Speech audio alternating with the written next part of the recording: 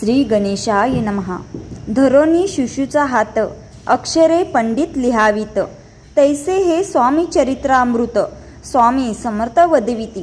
मे केवळ मतिमंद, केवी वर्णू चरित्र अगाध. परी माझा हा छंद, स्वामी समर्थ पुरविती. ज्यांच्या वरप्रसादे करून मोढात होय शास्त्रज्ञान, त्या समर्थांचे चरण वारंवार नमितसे. कृपाळू होऊनी समर्था, वदवावे आपुल्या चरिता. श्रवणे श्रोतयांच्या चित्ता, ब्रह्मानंद प्राप्त हो. सुरतृंची घेऊन सुमने, त्यासीच अर्पावी प्रीतीने. झाला ग्रंथ स्वामी कृपेने, त्यांच्याच पदी अर्पिजे. मागील अध्यायाच्या अंती 16 विनवी स्वामी प्रती. कृपा करुणी मजवर्ती, बडोद्यासी चलावे. भाषण ऐसे ऐकुनी, समर्थ बोलती हसोनी. मल्हाररावचिया मनी, आम्हाविषयी भाव नसे. म्हणून तयांच्या नगरात, आम्हा जाणे नवे उचित. अक्कलकोट नगरात, आम्हा राहणे आवडे. ऐसी ऐकुनिया वाणी, 16 खिन्न झाला मनी. त्याने सत्वर येऊनी तात्याप्रती सांगितले. ऐसा यत्न व्यर्थ गेला, तात्या मनी चिंतावला. आपण आलो ज्या कार्याला, ते न जाय सिद्धीसी. परी पाहावा यत्न करुनी, ऐसा विचार केला मनी. मग काय केले तात्यांनी, अनुष्ठान आरंभिले. ऐसे नाना उपाय केले, परी ते सर्व व्यर्थ गेले. कार्य सिद्धीस न गेले, खिन्न झाले मुख त्यांचे. भक्ती नाही अंतरी, दांभिक सदना ते करी. तया ते स्वामी श्री नरहरी, प्रसन्न कैसे होतील. तयांनी माजवली ढोंगे, आणि केली नाना सोंगे. भक्तिविन हटयोगे, स्वामी कृपा न होय. मग तात्यांनी काय केले, सप्ताहासी ब्राह्मण बैसविले. गुरुचरित्र आरंभिले, व्हावयासी स्वामी कृपा. परितयाच्या वाड्यात कधी न गेले समर्थ. तात्या झाला व्यग्रचित्त, काही उपाय सुचेना. मल्हारराव नृपाने पाठविले ज्या कार्याकारणे, ते आपुल्या हातून होणे अशक्य ऐसे वाटते.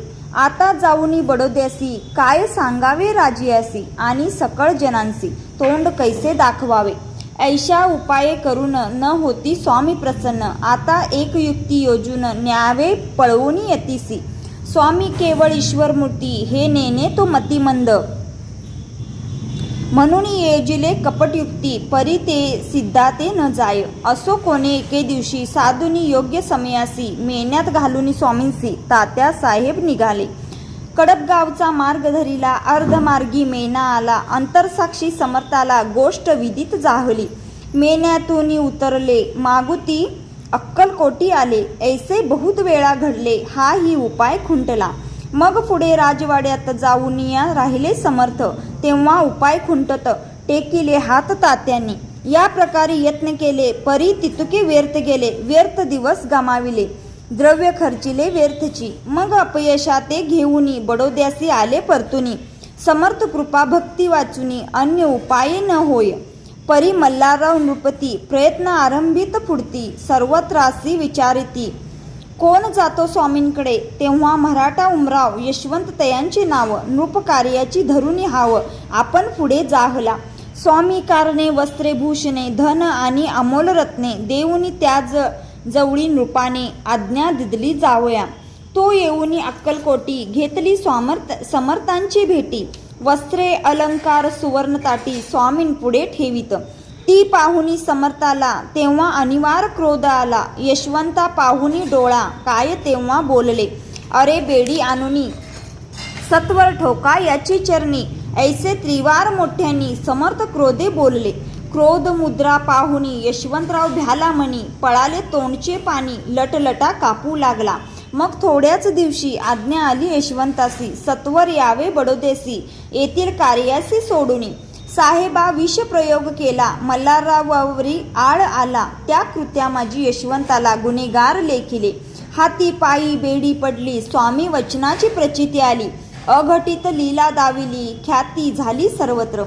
समर्थांची अवकृपा जयावरी, त्याच्या कष्ट होती शरीरी. कृपा होय जयावरी, तया सर्वानंद प्राप्त होय. महासमर्था भक्तपातका, अनादिसिद्धा जगन्नायका. निशिदिनी शंकर सका, विष्णूचुया मने वसे. इति श्री स्वामी चरित्र सारामृत नाना प्राकृत कथा सम्मत सदा भक्त परिसोत षटाध्याय गोडहा इति श्री स्वामी चरित्र सारामृत षटाध्याय समाप्त शुभ भवतु।